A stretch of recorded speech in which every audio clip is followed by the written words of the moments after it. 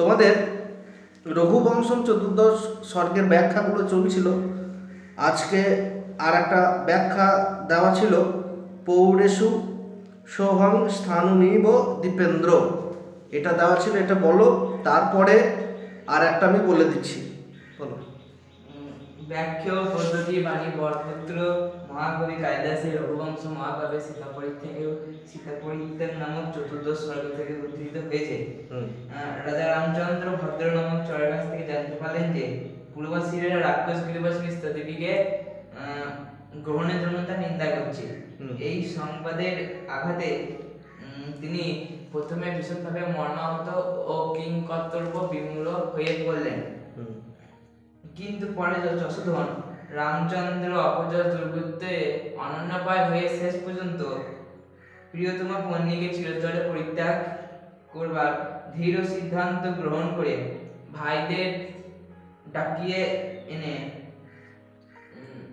নানা যুক্তি সহকারে সেই সিদ্ধান্ত তাদের মেনে নিতে বললেন।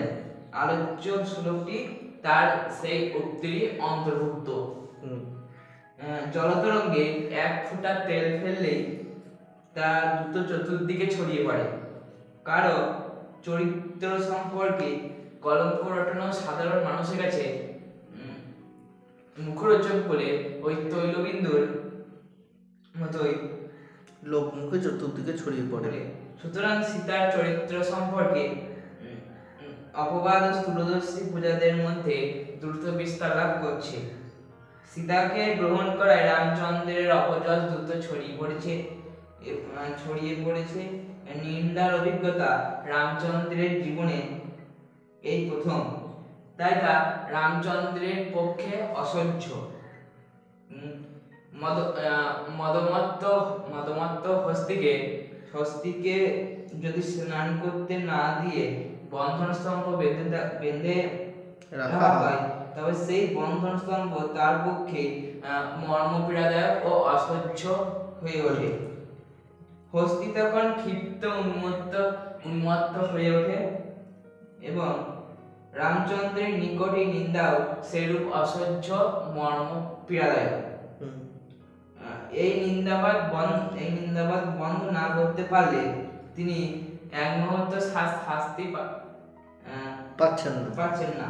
সুতরাং তার সীতা পরিত্যাগের সিদ্ধান্ত ভাতাদের মেনে নেওয়া উচিত। এই হলো আলোচ্য যুক্তির অন্তর্গত তাৎপর্য। ঠিক আছে, ভালো হয়েছে। এরপরে আর একটা ব্যাখ্যা দেওয়া থাকবে অবৈমী চৈনা ঘনঘেতি শুদ্ধ মত প্রজাভি। ঠিক আছে, অবৈমী চৈনা মনোঘেতি শুদ্ধি মত প্রজাভি, এইটা পরের দিনের জন্য ব্যাখ্যাটা থাকবে। আরও অনেক ব্যাখ্যা রয়েছে, ধীরে ধীরে আমরা এগিয়ে যাব। ভাব সম্প্রসারণও কিন্তু এখানে দেওয়া রয়েছে, ভাব সম্প্রসারণও রয়েছে এবং লাস্টে তোমাদের 10 নাম্বারের প্রশ্ন উত্তর দেওয়া রয়েছে। আমার মোটামুটি 5টা এটা নিয়ে পরের দিনে যদি ভাব সম্প্রসারণে তোমার ব্যাখ্যাধর্মী প্রশ্ন উত্তর হয়ে যায়, তারপরে আমি কিন্তু আর হয়তো বড়জোর 1টা থেকে 2টো ব্যাখ্যাধর্মী প্রশ্ন করার পর আমরা কিন্তু সোজা 10 নম্বরের প্রশ্ন উত্তরে চলে যাব। ঠিক আছে, এখান থেকে গুরুত্বপূর্ণগুলো পড়ব। ঠিক আছে, আজকে এই অবধি থাকলো, পরের দিনে বাকিটা বলবো।